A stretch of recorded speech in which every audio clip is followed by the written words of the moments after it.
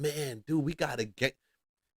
I just, you know what? I want to hit this one. Let's hit this one real quick because I think this is really bananas.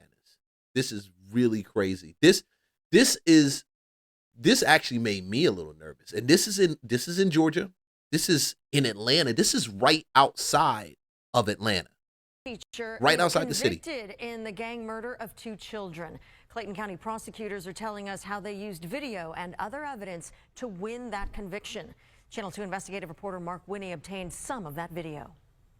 Michael White, about 9 days before the murders on Libby Lane, inside of the Rolling 20 Crips headquarters in DeKalb County. There were tears being shed when the first guilty was texted to us. What we're looking at is Michael White right here in the middle with other gang members. Michael White led a double life. Teacher of 5th grade children at Tony Elementary in DeKalb County and hardcore Rolling 20s Crips gang member. And that led him into a double murder of 2 children, 11-year-old Tatiana Coates and her 15-year-old brother Davion on Libby Lane in Jonesboro, October 22nd, 2016. Say Clayton County Deputy Chief Assistant District Attorney Lakarian Blunt.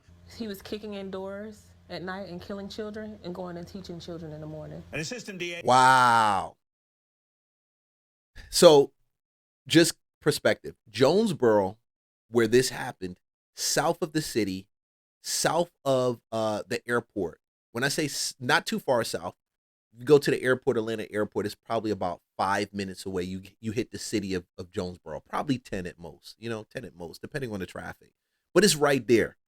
So he's a teacher in DeKalb County teaching elementary school children, and he's also a Crip. And he killed 2 kids.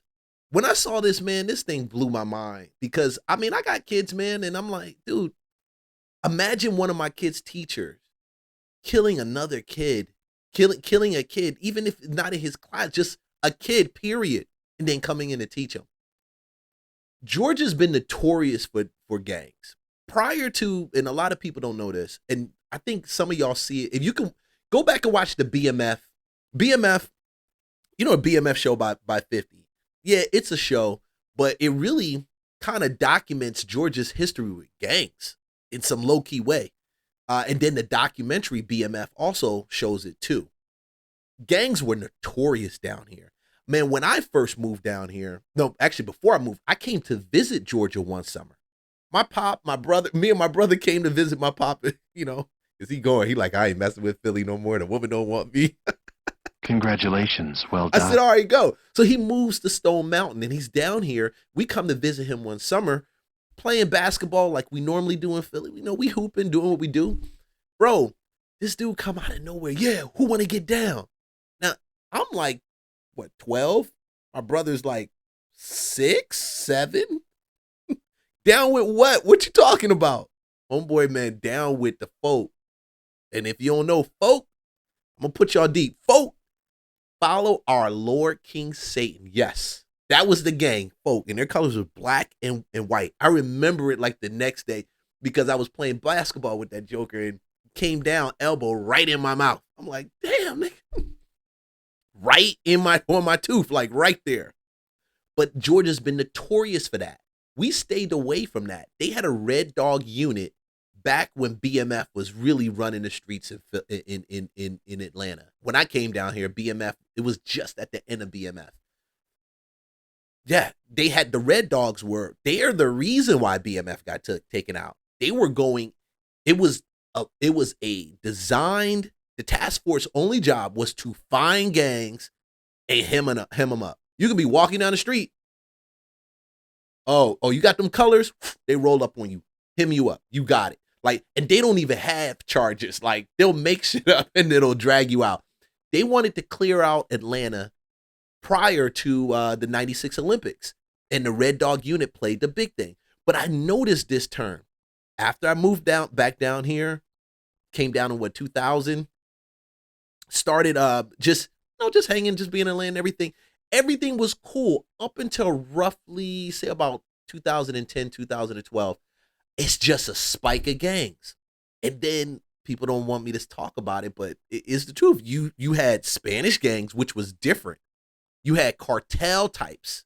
Now you start seeing videos, which I saw before, of cartel guys chopping up bodies in South Georgia. Y'all think I'm crazy? I'm going to play this video. I'm going to play it. These jokers coming out of the freaking house.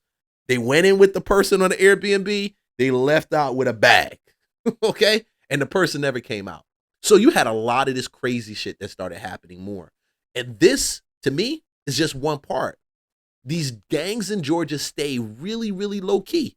They don't even get in the city. They'll be like out in the burbs, like way, way out in the burbs. And then they'll come in the city, do damage, and then leave out. This shit is different down here. Different. Francois. 2 innocent lives were lost. They had nothing to do with gang activity. They had nothing to do with gang activity. Prosecutors Blunt and Francois say Monday a Clayton County jury convicted White of 44 counts, including murder and gang charges. Evidence suggested ultimately someone else was the trigger man, Yes, 2 people. but he's just as guilty under the law. Just as guilty. Party to a crime. Once he kicked in that door and ran in that house with a shotgun in his hand, he's guilty as every last other person in that house. Ms. Blunt says Tatiana and Davion's mom had taken in another family out of the goodness of her heart, but a teen in the family she took in was a Rollin 20s Crip and had stolen guns from the gangs to Cobb County headquarters. And that's what brought White and other gang members to the house where the 2 children were shot to death. Prosecutor Blunt says, Wow. Man, imagine that you taking a family and you trying to do something good and you find out that the people that you took in had gang ties. And he do that? I mean, I would be crushed, bro. I would really be crushed, man. I'm like, dude, I try to do a good thing. And you know, it leads me to say this. This is a real thing. I think, because I had something like this happen. Not to me, ain't no road to my house. But the concept of doing a good thing. We have to be careful nowadays when we do good that God actually tells us that to do it. And people don't, and I know it seems crazy. There's some people that you don't need to do stuff for. You really don't. You need to let them go and just figure out life on their own. Like you need to, even though you want to do something good for them, buy them a coffee, give them a gift card to Starbucks or something, give them a gift card to Publix. But you have to really, really nowadays check your spirit, check the vibe, see the energy, look them in the eye, try to see if you really want to do whatever you're going to do for them. Because some people don't really need it. They got to go through some of that. And it's hard for me to say, even as somebody who wants to do and likes doing good things for Christians and people that's not, just random people. But your random kindness now can put you in a position that God never intended you to be in. Like he didn't want that to happen. That's not God. That's Satan. He comes to kill, steal, and destroy. God's the one who comes to give life and give it more abundantly. But we ignore that completely. We think everybody we're supposed to do some good stuff for. Dude, everybody doesn't need us to rescue them. God is here to rescue them, and he'll use people like this, but you got to be selective. Send them to a church. I found my very first place that I rented in college. I found it for my church. Then because I found that place, I met my wife, you know? And that's what happened. It's just walking in those steps. You don't need to be God. use videos and photos showing White with other gang members to establish White's gang membership for the jury, along with a gang roster with White's handwritten name on it. And she and Ms. Francois used witness testimony in the resemblance between a sketch of one of the home invaders and White to put White in the house, though the defense disputed it. We had two co-defendants come and testify. His lead attorney, Bruce Harvey, said by phone Michael White had successfully embarked on his teaching career after playing college football. Harvey said this case is a tragedy in many respects, but at the trial, the emotion of the situation outran the evidence the state presented. He said several witnesses testified to help themselves, and the defense team will continue to fight the sufficiency of the evidence and what he believes to be an unjustified conviction. Chris Sperry told us he's a prosecutor in Fulton County now, but handled the original Michael White indictment in Clayton County. May take several years, but if you are gangbanging in Georgia, the state of Georgia is going to hold you accountable. Clayton County DA Tasha Mosley credits Clayton County Police with a great investigation, but says society is losing the gang war. We've got to change as society and understand that the fight is not when they're in high school or heck, even in middle school. The fight begins the day that they're born.